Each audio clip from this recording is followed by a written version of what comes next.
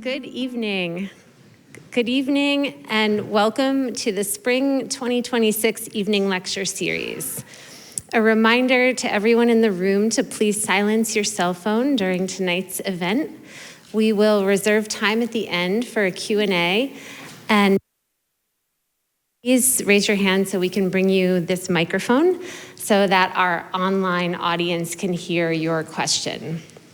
For everyone online on the Zoom, you can submit your questions by clicking on the Q&A button at the bottom of your screen. After the lecture, we invite you to join us in the Whitney studio for some light refreshments and continued conversation. The New York Studio School is grateful to the following funders for their support of the 2025-26 Evening Lecture Series: the New York State Council on the Arts, the New York City Department of Cultural Affairs in partnership with the City Council, the Robert Lehman Foundation, the Samuel H. Kress Foundation, and many generous individual contributors. I am delighted to introduce our speaker for this evening. Nayland Blake is an artist, writer, educator, and curator. Born in New York City in 1960, they attended Bard College and then California Institute of the Arts. After receiving their MFA, they moved to San Francisco in 1984. They have had one-person exhibitions at the San Francisco Museum of Modern Art, University Art Museum, Berkeley, Contemporary Arts Museum, Houston, Yerba Buena Center for the Arts in San Francisco, and the Tang Teaching Museum at Skidmore College. Their retrospective, No Wrong Holes, 30 Years of Nayland Blake, opened in 2019 at the ICALA and closed in 2021 at the MIT List Center. They are the recipient of a Guggenheim Fellowship and currently the co-director of the Studio Art program at Bard College. Please join me in extending a very warm welcome to Nayland Blake.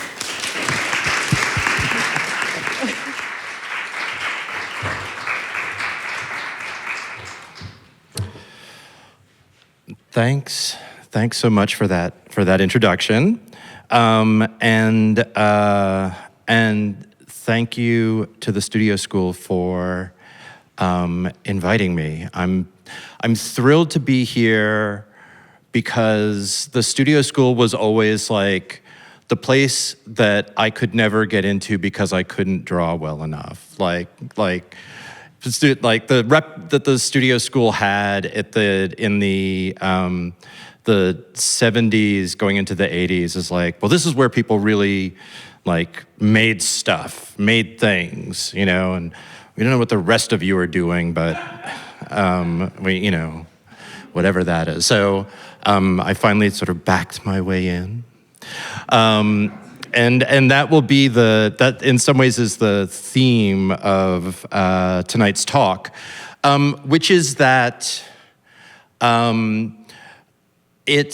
I find myself for a number of different reasons at this point sort of looking over what I've been up to for the past 45 years or some more than that, actually.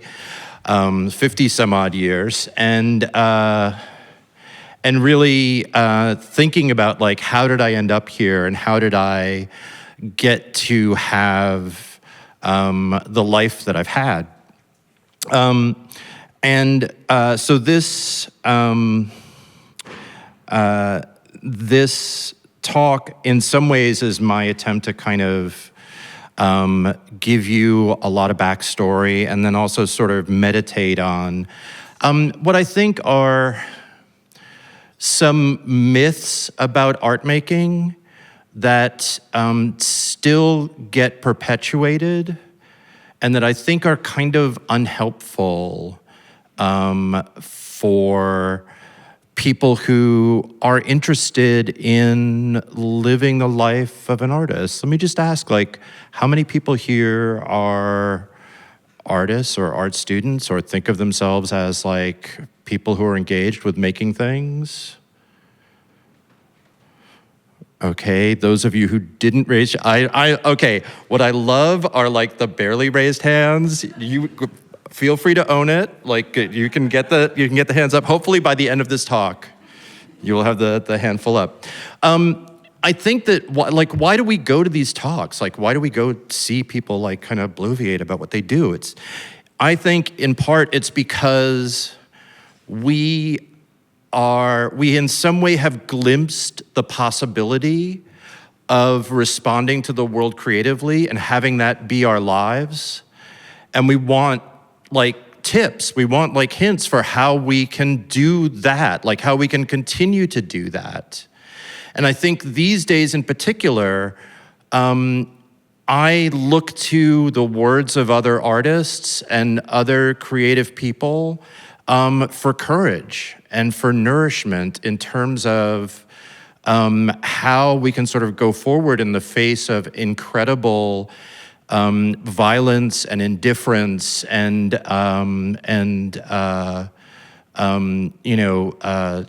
callousness and brutality on a scale that has been almost unprecedented, I think, in my lifetime. So I hope that this contains some nuggets for you, even if it's just like something looks like a cool thing that you want to steal, please do. It's what all of us do. We're all, like, it all comes from someplace and we carry it for a while and we pass it on to someplace else. So if any of this is helpful for you, then my wish has been fulfilled. I'm gonna show, I have a lot of slides, so we're gonna go through things really quickly. I'm going to show you stuff. The first things I'm gonna show you are from 1979. So I grew up in New York, was kind of an art nerd in high school. I was born in 1960, as said in the introduction, for undergrad, I went to Bard College. When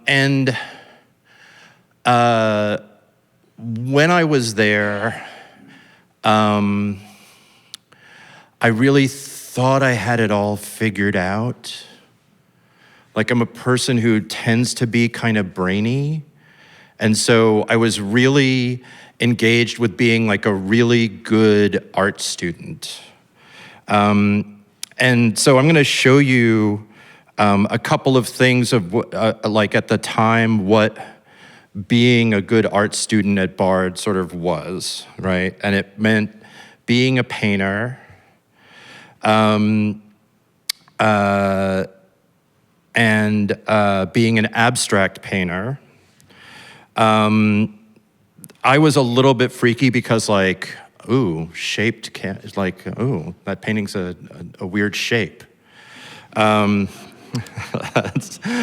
how wild I was. One of the great things about Bard, though, is that because it's close to the city and because the people who taught there and who continue to teach there were actual artists, they were able to get astonishing people through for studio visits. So right around the time, like, I had a whole rhetoric for why I was making these kinds of paintings. I had it all figured out, like, where it fit into the history of art making and painting and what you were supposed to be doing at that time in relationship to the art world. And I had like this incredible wrap down at age 19. And one of the best things that ever happened to me was Agnes Martin came and did a lecture at Bard. Agnes Martin did not show any paintings in that lecture, just read from what would be her soon-to-be sort of published writings, but it was like reflecting on art and life. And she did, astonishingly, she did studio visits with like 19-year-olds. So there I was, like, in my studio at Bard. Agnes Martin comes in, and I start like my whole barrage of like my ideas on like what this was and how these things related to all these other paintings and what the history of abstract painting and went. And eventually I talked myself out. Agnes Martin looked around the studio and said, "You think too much about other people," and walked out. And I was there like, you know, with my chin on the floor. But she was perfectly right. And it was one of the best studio visits that I've ever had. Because at the time, I was so engaged in making the thing that I thought that fit into a discourse, that there was none of me in it. It was just like me like thinking that I had figured out a code and that would be enough. And what she was saying to me ultimately was like, that's not enough, that doesn't make you an artist. Is like figuring out how to insert something into a discussion. So I floundered around for a long time after that. And then here's like my final show at Bard. This is a big installation. At this point, there were three things that were really influential for me.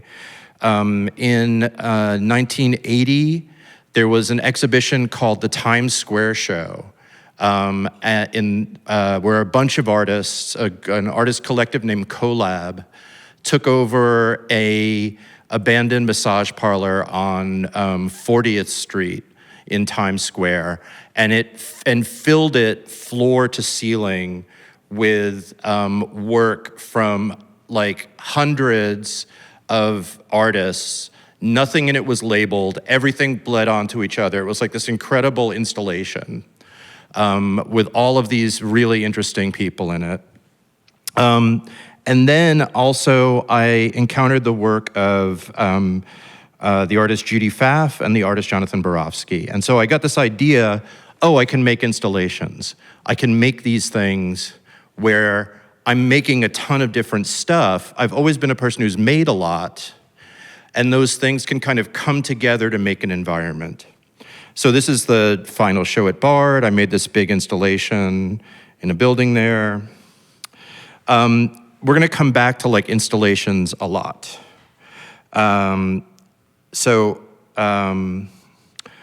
Left Bard, went for graduate school at CalArts in Southern California.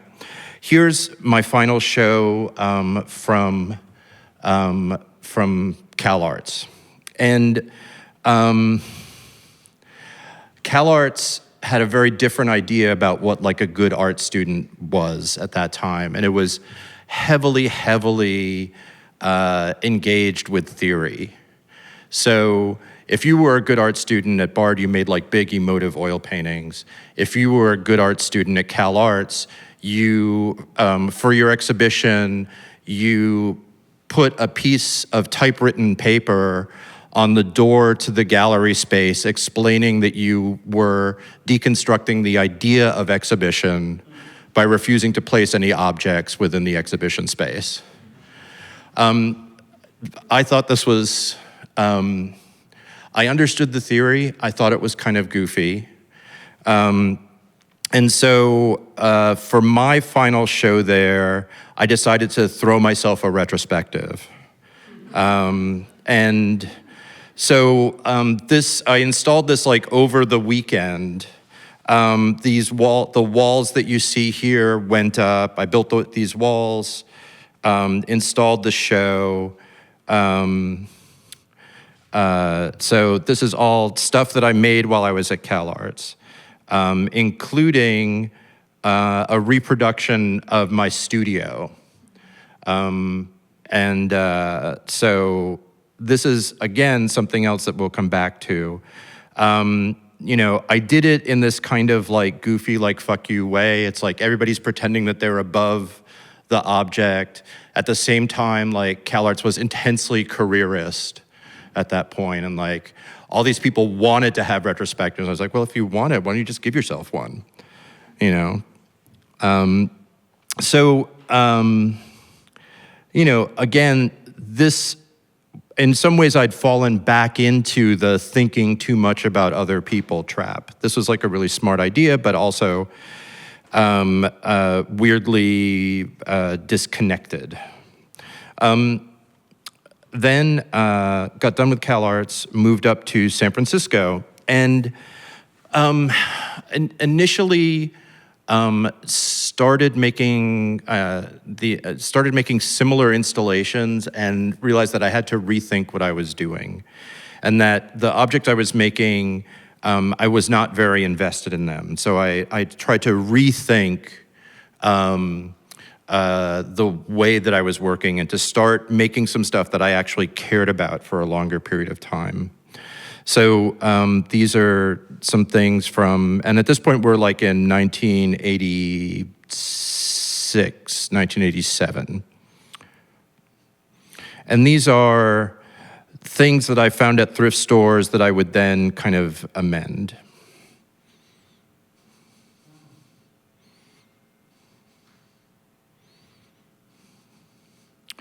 It's a piece called Lapdog. So these were shoes that I had worn, right? Piece called Correction. A piece that we recently recreated called Water, Wine, Vinegar, Piss.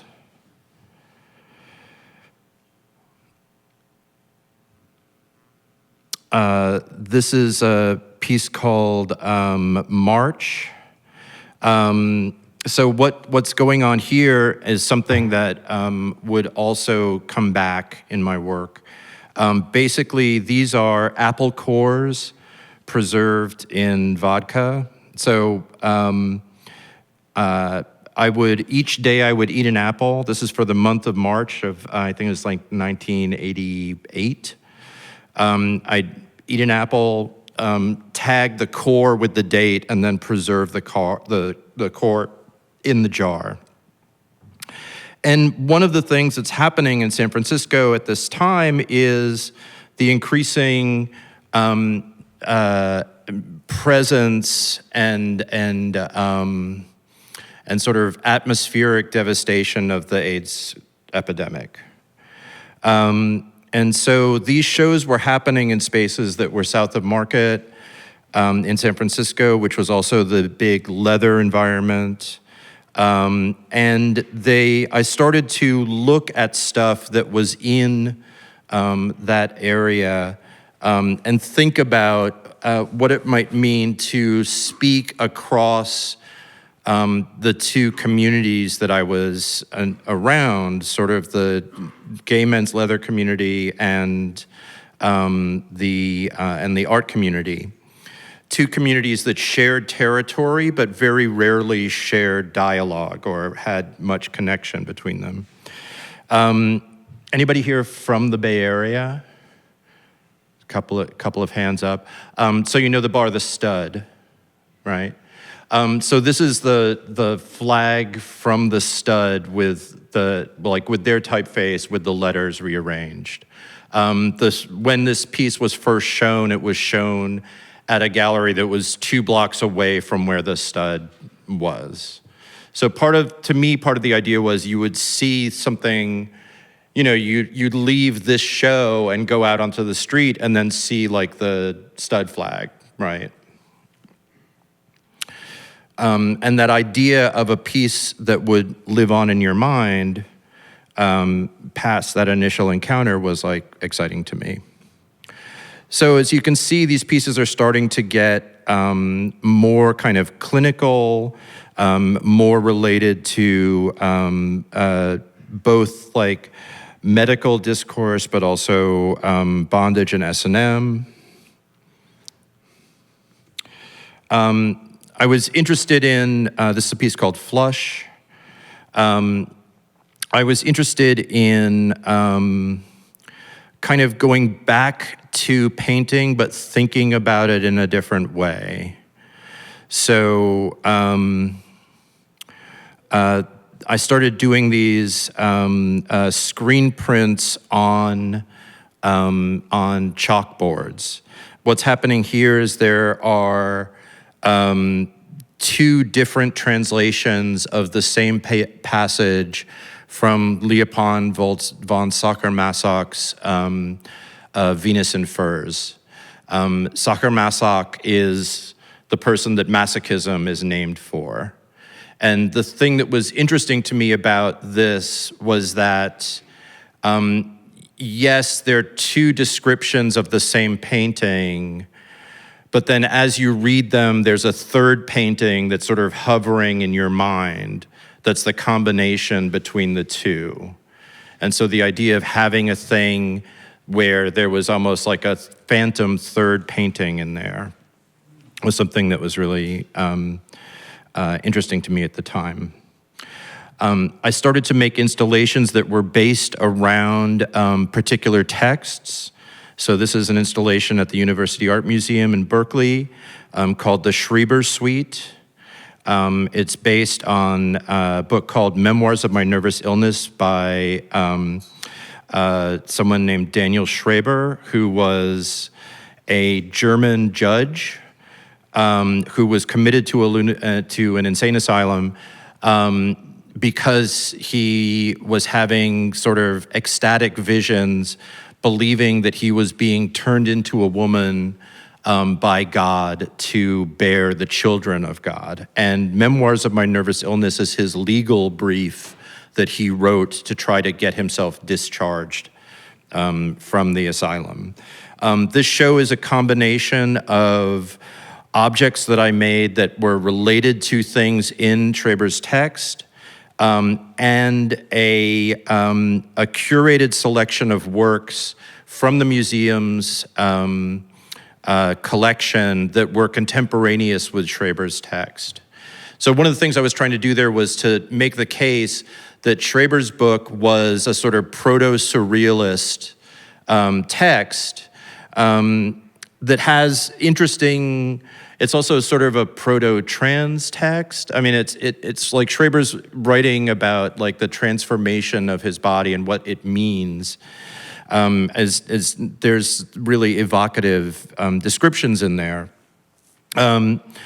And so everything that looks like normal wall text on like normal wall labels for these other paintings here on the left it's actually passages from Schreiber's book.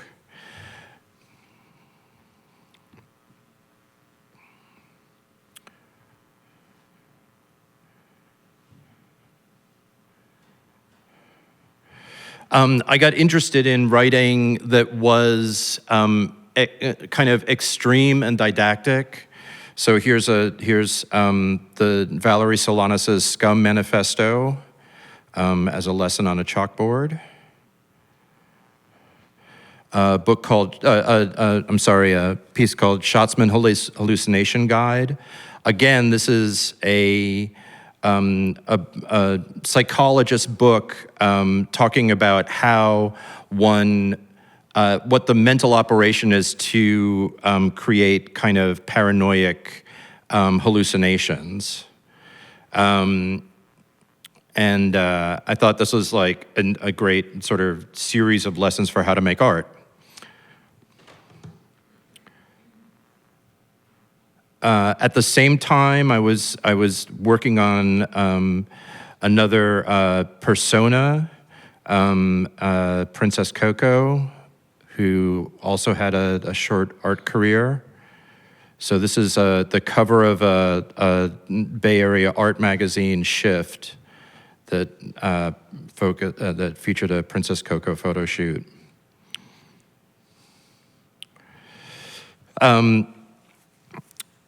Going back to working with stuff from thrift stores, so some of these mass market paperbacks, a project for something called Art Against AIDS on the Road. This is a bus shelter across the street from San Francisco City Hall with this, I designed this poster for it. another Art Against AIDS benefit piece. It's called Every 12 Minutes. The restraint pieces started to move into less leather and more sort of canvas, kind of medical restraints. So this is a single restraint. This is a dual restraint. And one of the things that I think has remained really consistent about the work, if you think about like the lapdog shoes, the objects sort of always have a space for you to project yourself into. I'm interested in the encounter with a sculptural object where you get to sort of try it on. So the scale of the objects is always kind of everyday scale. It's not really sculpture scale. If you think about the way that most sculptures you encounter are a little bit bigger than life size, right? A little bit grander. And I was always really interested in the situation of like, okay, well, what about the actual size of things that we handle day to day? This is a piece called Feeder.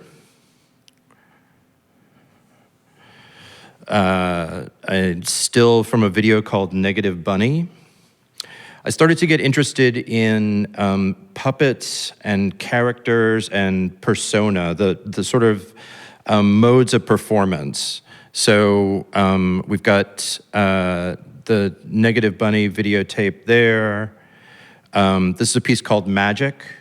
The puppet that you see in there is the puppet of a ventriloquist named Waylon Flowers. This is his puppet, Madam, who had a kind of like famous stint on things like, Hollywood Squares, and appeared in a number of different contexts as this sort of body gay icon of the time. Flowers himself died from AIDS in, I believe it was 1990.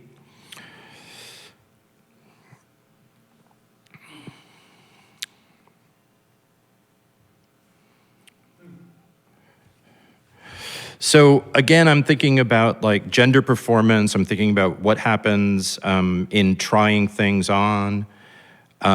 This is a piece called Arena. So I started to move into costumes, things that literally that you could imagine wearing. There's a piece called Heavenly Bunny Suit. A piece called The Little One. This is a China bisque doll with this protective nylon bunny outfit for it. A piece called Equipment for a Shameful Epic. The next one of these installation pieces is called The Philosopher's Suite from 1994.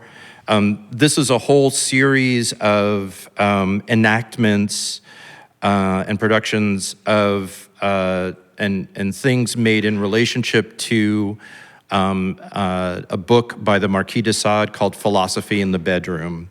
That book is in the form of a script. And so I gave you a number of different circumstances whereby all of the characters in this play were there as various puppets. This is the marionette stage version of it. Also, in the space that this was shown, I had set up a little studio and working room in a little corner. So I would go in there and work. You could come and sort of watch me through a little porthole. And then I had a table laid out where I had like the results of the things that I was working on available for people to view.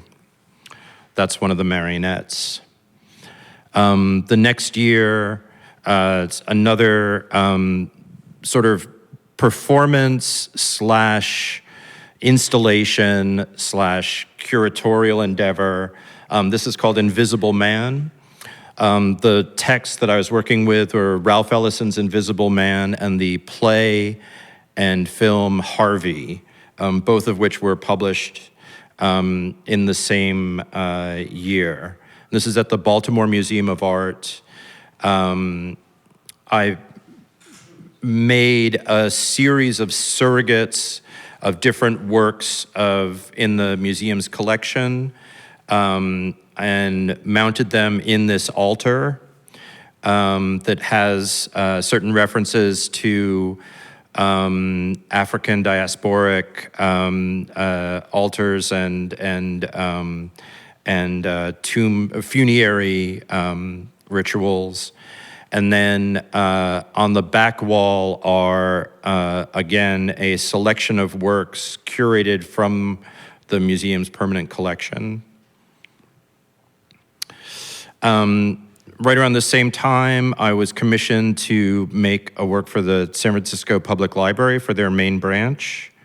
This is a piece called Constellation. It's the green wall that you see on the right there with the staircase wrapping around it.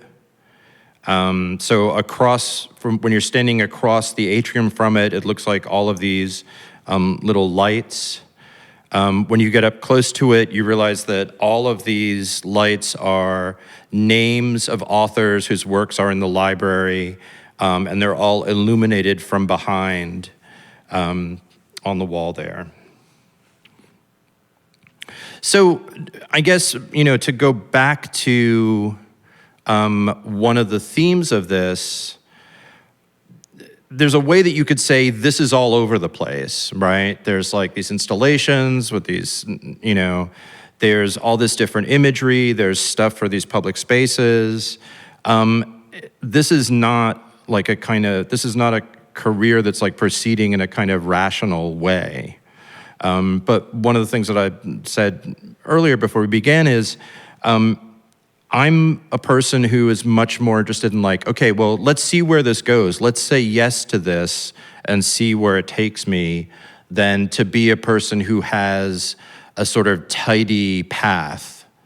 And I think that to go back to that initial lesson, when I was trying to kind of think my way strategically through a type of work that would land me in a place in an art discussion, I didn't know what I was doing. And by sort of following these various impulses, more and more stuff has been able to open out for me. So this is a piece from 95, a show from 95 in Los Angeles, called Hair Hole. And again, this is a little bit hard to see in the slide, but an important thing about the show is that one of the pieces in the show was a documentation of me making a piece a day for a month, and sort of making these amended found object pieces, and this is all laid out like it's a calendar. For one a day. Also in that show, I sort of returned to drawing, and I had not made drawings really for a long time. I've been making a lot of objects, but I just didn't draw. And this show flipped that and got me started drawing again, and that's a thing that's remained really consistent throughout.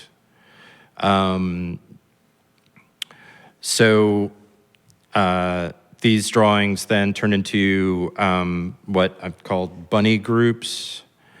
Again, later on in that same year, another installation here in the city. A piece called 1619. Also, I was doing occasional performances. So this is documentation from one of those. some larger drawings from a couple of years later.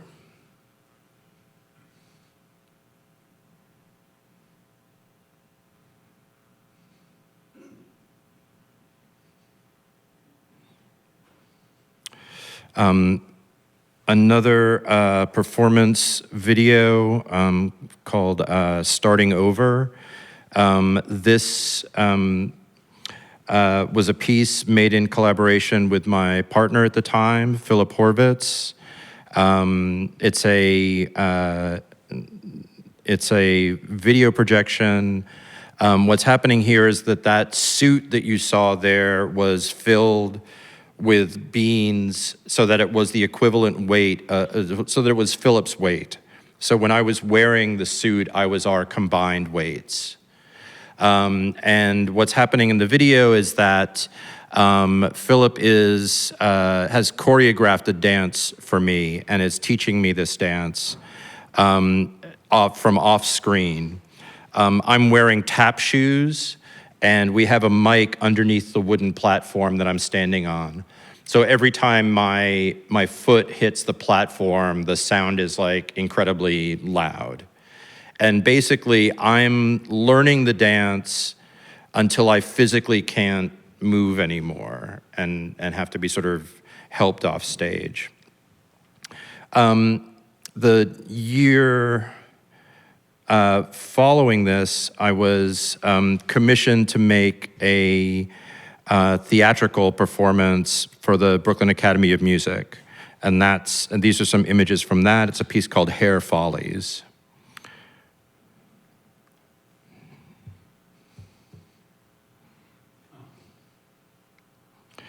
And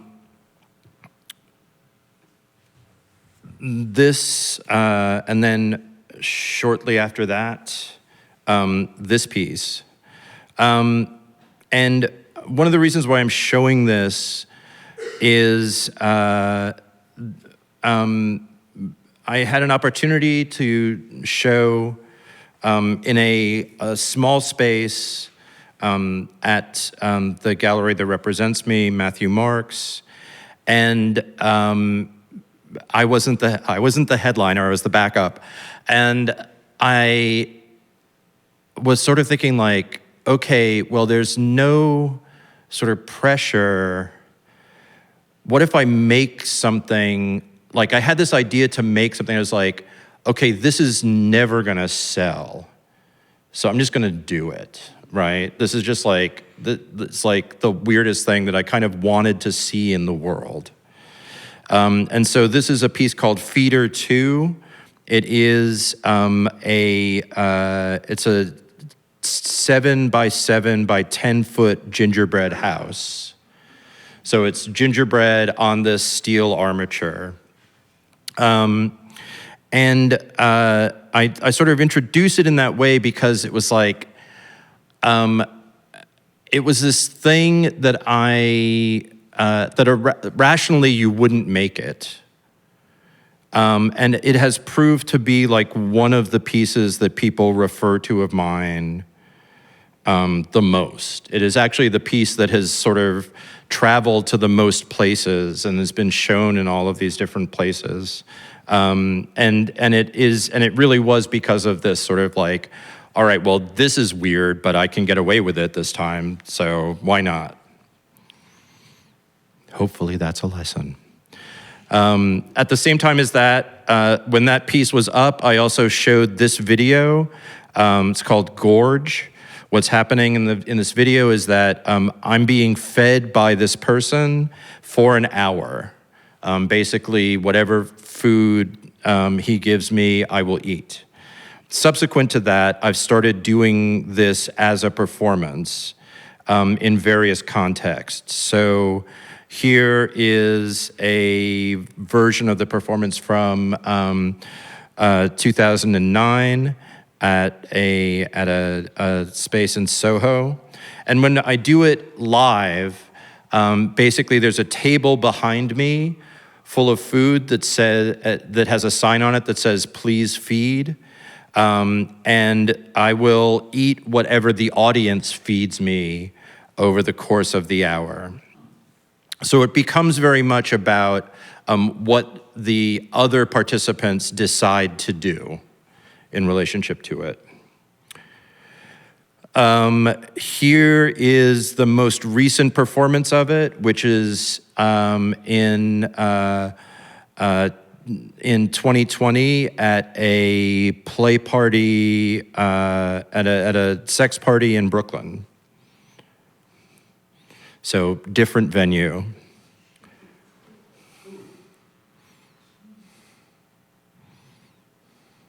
We didn't have room for a table behind me, so.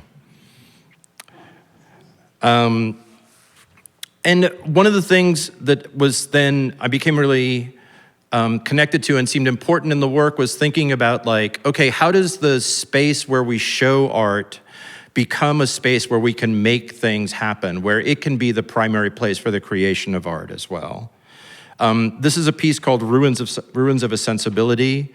It is my vinyl record collection with this DJ setup, and then the painting that you see on the back wall is a painting that I made with my father when I was 4 years old. So it's one of my earliest memories is making this drip painting with him. And for decades, it hung in my parents' living room. Now it's part of this piece. And basically what the setup is here is that whenever this piece is shown, people can sign up for DJ stints. So you come in, you play music for the other people who are looking at whatever show is going on. So here it is at the Tang Museum in upstate. So that thing of like, okay, what if instead of just being the sort of passive observer, you were actually creating the mood for the other people who are seeing the show. On to more drawings. I got to a point, I will say, in 2014 where I did not make much work. We're gonna see, I'm gonna hop back in time a little bit and show you some stuff that I was making up to that point. But basically for the year of 2014, I barely made anything. And I started to feel like, am I even an artist? Like what's going on here, you know? So I started a daily drawing practice where I basically starting like New Year's Day 2015, I was like, I will make a drawing a day. By the end of the day, I will have to have a drawing. And I just made those drawings and put them away for basically 6 months. Nobody saw them. I didn't tell anybody that I knew that I was doing it so that I wouldn't have that thing of like people sort of watching me and having an expectation.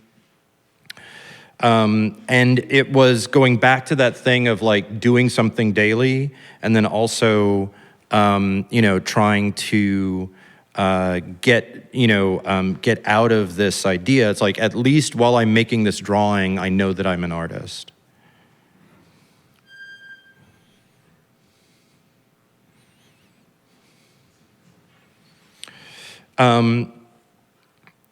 Going back a little bit, I also got really interested in thinking about the street and sort of making work making work on the street. So I started this project where I would just like find stuff that had been thrown away on the street, draw on it, and then return it to where I had found it. Usually writing like a gift for you on it. So thinking about making something for the next person who would come along on the street and find it. That then sort of connected up with a project for visual aids. These were stickers for people to put up at places where they had had public sex. So sort of commemorating all of the locations around whatever environment where people had loved each other. The most recent iteration of this is something that I've been doing upstate now, what I call like gift tags. And they're basically these little drawings and tags that I make with a friend, and we go out and leave them around for other people to take. So it's like if you notice it, you get to have it, and they're marked as like a gift for you. At the same time, I was also like collecting stuff off the street and using it to make sort of improvisational sculptures.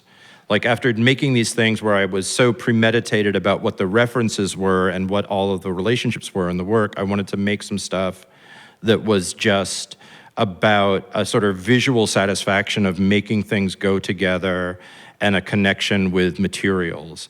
So these are all things, this is all stuff that I scavenged off the street and then made these sort of improvisational sculptures from. And I was making these in the studio for a long time, and then I started making shows where I would just bring all of the materials to the gallery and make the show in the week leading up to the opening of the exhibition. I have been blessed with very patient dealers who are willing to let me arrive with an armful of materials and believe that there's going to be a show at the end of it.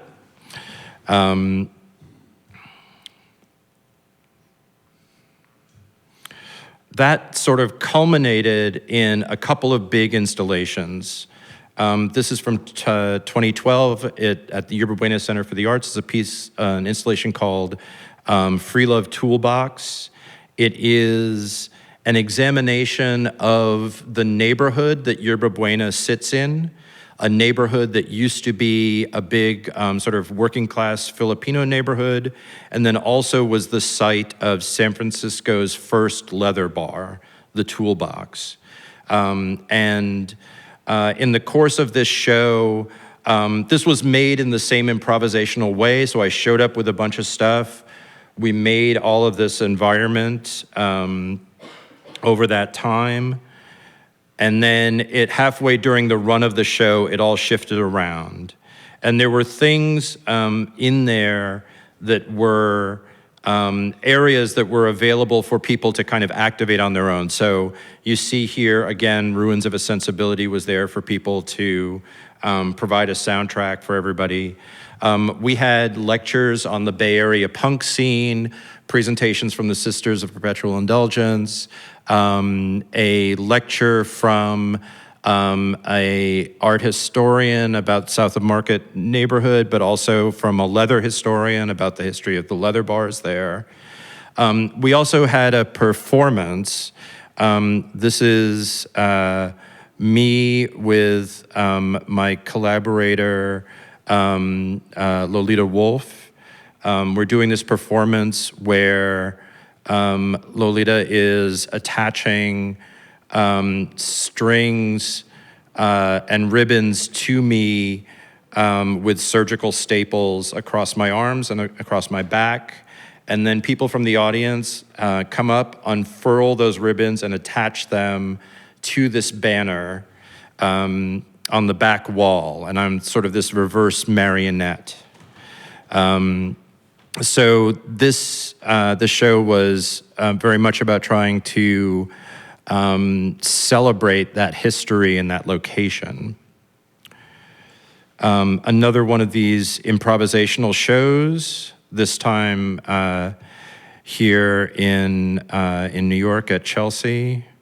So I do this to just show you that like these pieces have gotten quite elaborate in terms of bringing together materials. And then another installation at the International Center of Photography in its previous location on 43rd Street and 6th Avenue. This was a piece that was made as part of their triennial. It's called Knee Deep in the Sunken Victory, in the Flooded Victory. It is an installation that is looking at gender issues and the history of queer protest and resistance in New York City. And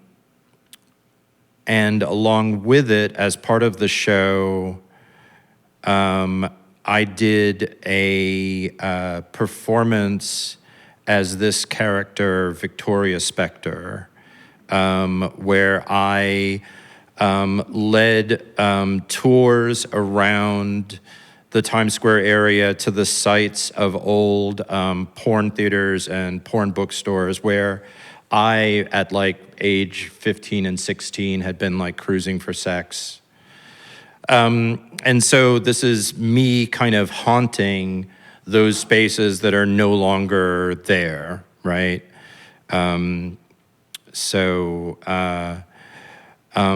The drawings continue to evolve and kind of turned into, like I started posting them online and sort of developed this cartoon character persona.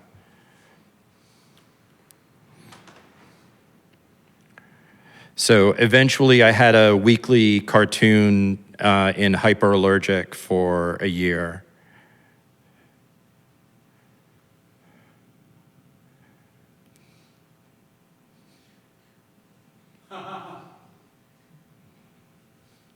And then thinking again about sort of toys and dolls, turn that character into this multiple, which is called Cuddle Buddy. It's a self-portrait as a sort of stuffed doll. Around the same time, I got involved with the furry fandom, and this is a commissioned character sheet of my fursona Nomen. That then led me to a performance at the New Museum called Transitional Object, where I rode the elevators in the New Museum and was holding this basket that had a bunch of buttons with ribbons on it. You might be able to read that, but it says, take a button, tell your secret to the button, pin the button on Nomen. And so over the course of the run of the show, I basically got more and more of these ribbons attached to the suit. I started to also get interested in like what were kind of the liminal spaces within exhibition situations. So, and started thinking about like what happens when you poke holes between those spaces. So this is a portable glory hole set up at 500 Cap Street in San Francisco. That's what it looks like from the outside. And then here's the inside view.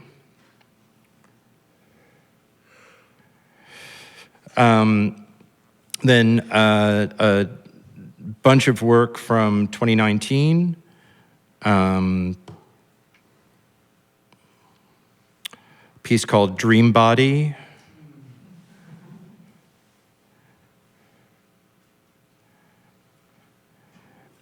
A piece called Dream Body 2. And then this leads into the retrospective, my career retrospective, No Wrong Holes, at the ICALA. Here's some images from the installation there and also at the MIT List Center. I should also say, one of the great things that happened last year is that finally the catalog from that show has now been published.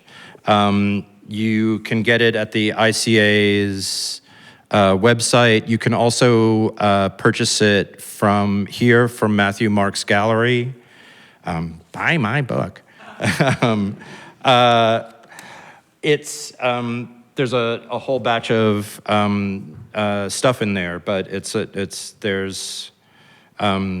there's a great collection of writing, and there's some wonderful things in there. One of the other things that is that happened with this is that I developed something called the Gender Discard Party. And people might remember that there were all of these gender reveal parties around the time of lockdown that were like causing all these wildfires, and people were having like these insane like parties to talk about the gender of their kids. So I got together with some friends and we were like, you know, what would you have at a gender discard party? And so we developed this format.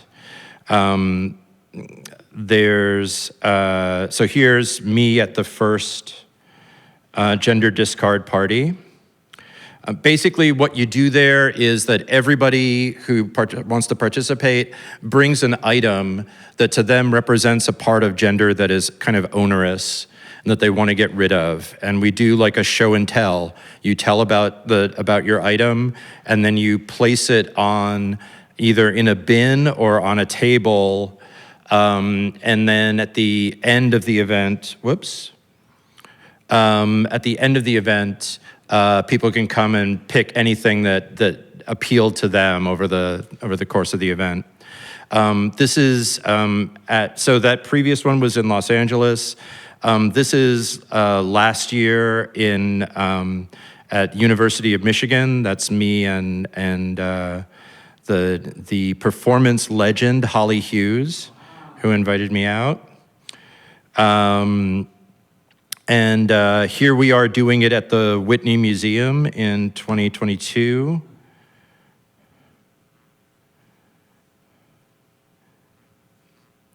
And then quickly, just other things from the Whitney, from that show at the Whitney. This is my piece for the river-facing wall entrance of the Whitney. And what this is a reproduction of the entranceway to the mine shaft, which was a gay S&M club that, again, located just a few blocks from where the Whitney currently stands. And then here's the most recent piece from last fall that sort of brings a lot of this stuff together. This is a piece called Session. So you sort of see this door set into this back wall of the gallery. It's not really clear whether or not it's actually a show or not. You go inside.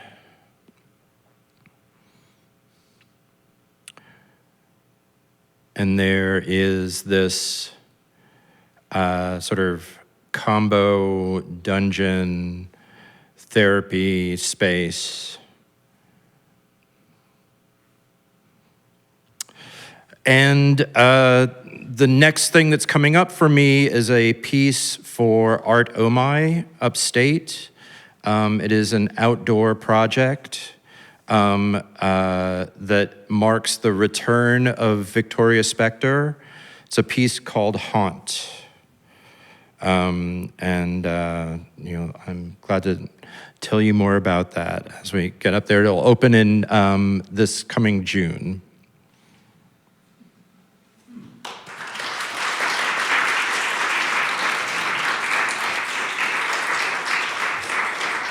So that's a whole lot. Why don't we bring up the lights in case if there are questions. If anyone has questions, raise your hand and I can bring you the microphone. And the mic will find you.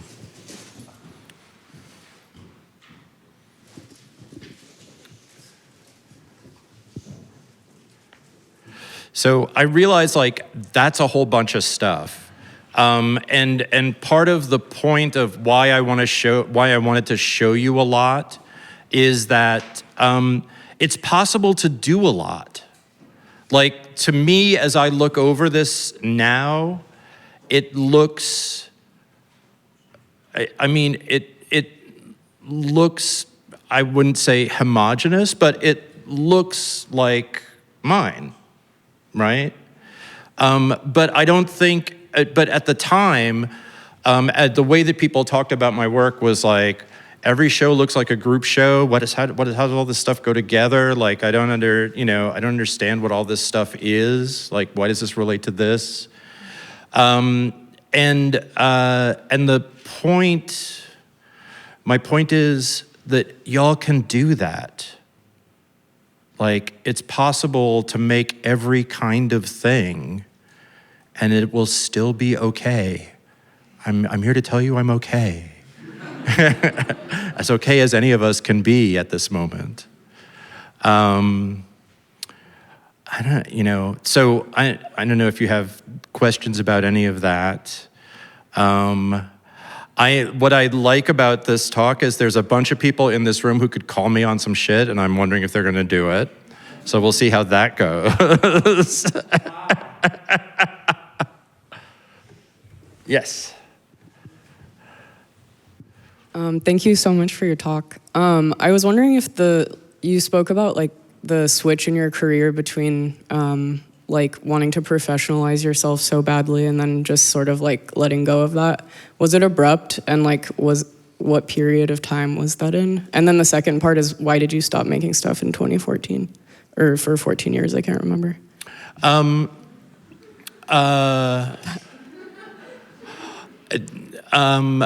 It was,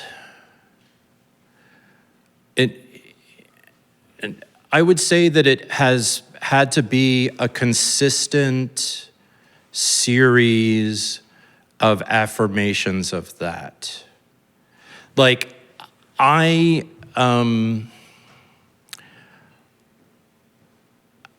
thing, and in this way I count myself as kind of lucky that I grew up seeing the New York art world that I saw as a teenager. Because that was an art world where there were two things, right? If you put up a show and every piece in that show sold, then you were a sellout.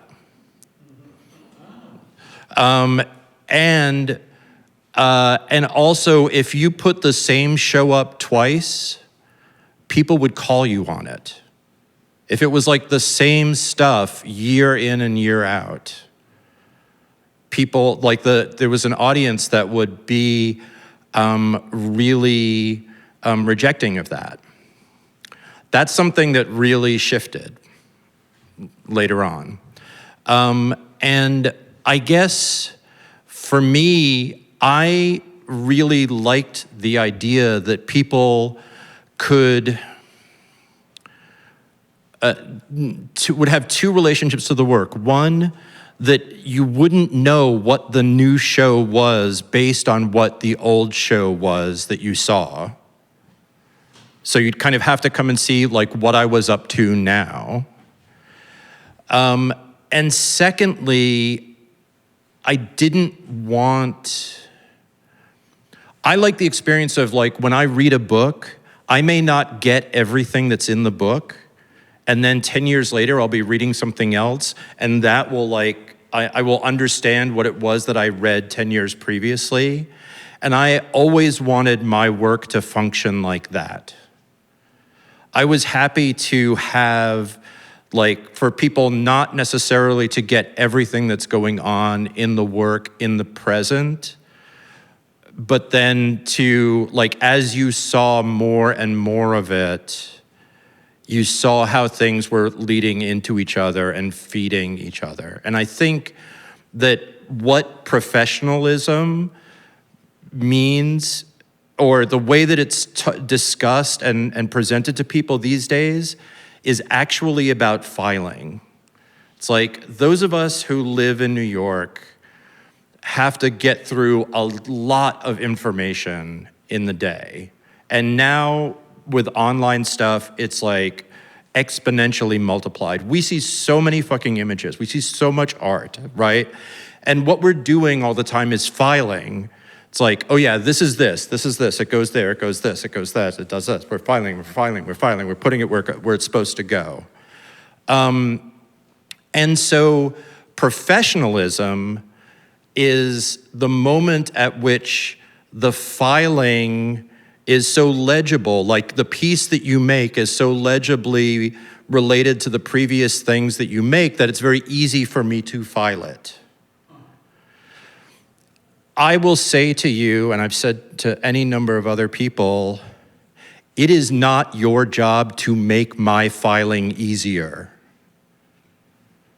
Make me stop and be confused and not know where to put it, because then I'm paying attention to it. When I'm filing it, I'm just getting through it. I'm not spending time with it. So I don't want to be filed easily, and I don't want you to be filed easily either. So that, to me, is what actual professionalism is. It is insisting on a public that meets the demands that your work places on them, not shaving down your work to meet the anticipated demands that a viewership might have. If you are not your weirdest, strangest self, you will never meet the people who love that self and who need to hear from that self. And I say that quite specifically because that has been my experience. Like, I have met the people who needed my weird shit. And if I didn't make that shit, I would never have met them because they wouldn't have been able to find me. So that's what the real work is about. That's what we're here to do, right? Is to find that tribe that is so particularly ours. So that process of like getting to that point, right?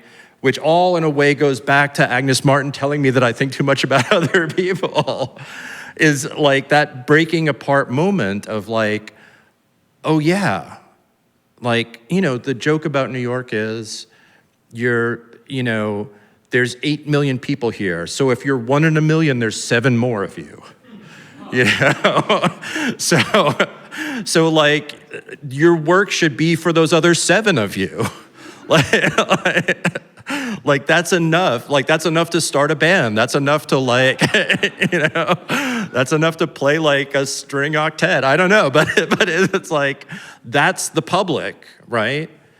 Because if you don't think they're as weird as you, then you end up talking down at them and assuming that they're not gonna get it. And there's no greater delight than being with and sharing space with the people who get you in all of your weirdness, in all of your incompleteness, right? That's what we're here to do.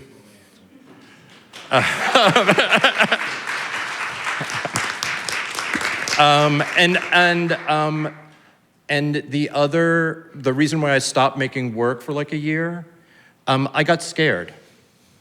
I think that most artist blocks are when something big needs to happen in the work, and we construct a block to not allow ourselves to do that big thing.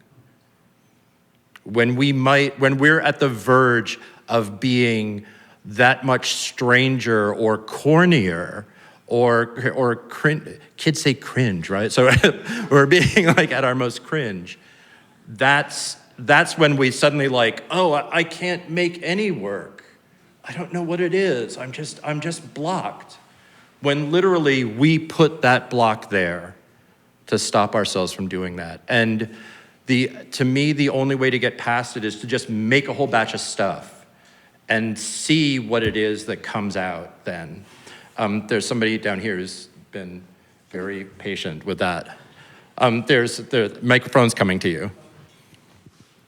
Do you feel like you're perhaps also doing things that other people can't do? Meaning, or considering, like, I think about Ray Johnson, and that you're sort of carrying the flame on and doing things that he couldn't quite do because of the time and the situation and his own existence, but there's that kind of persistence. And that there are all, as we know, there are all those people who didn't live long enough to do what they could do. Yeah. Well, so in a certain sense, in your freedom, you're carrying on. I mean, thank you for saying that name.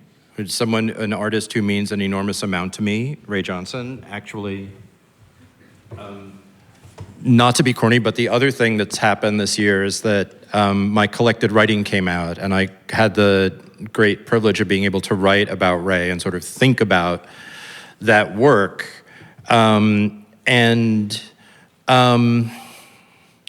The short answer is yes, but only to the extent that, and maybe this is like, because I'm partially of African descent, I think about it in terms of, we are the conduit. It's like these ideas and these ways of making and being come through us. We learn something about it. Like, I was attracted to Ray Johnson's work way before I ever understood anything about it. Like, New York art world in the 70s, like mail art was like a thing. We made postcards, we sent them around. I was doing this at such a distance from that work. But that work opened up territory for me to invent myself as like a young, snarky, queer collagist. And so, yeah, I am in that tradition. I am in that lineage. I'm in the lineage of queer zines. I'm in the lineage of, Joseph Cornell. I'm in the lineage of Betty Saar. I mean, like these are people who, I have followed from them, and I don't know if what I do is something they couldn't do, but I hope that I add my flavor to the pot as I pass it on to the next people who will hopefully pick it up. And I mean, Ray, like, talk about somebody who was willing to be obscure and incoherent, like the anti-careerist artist who sort of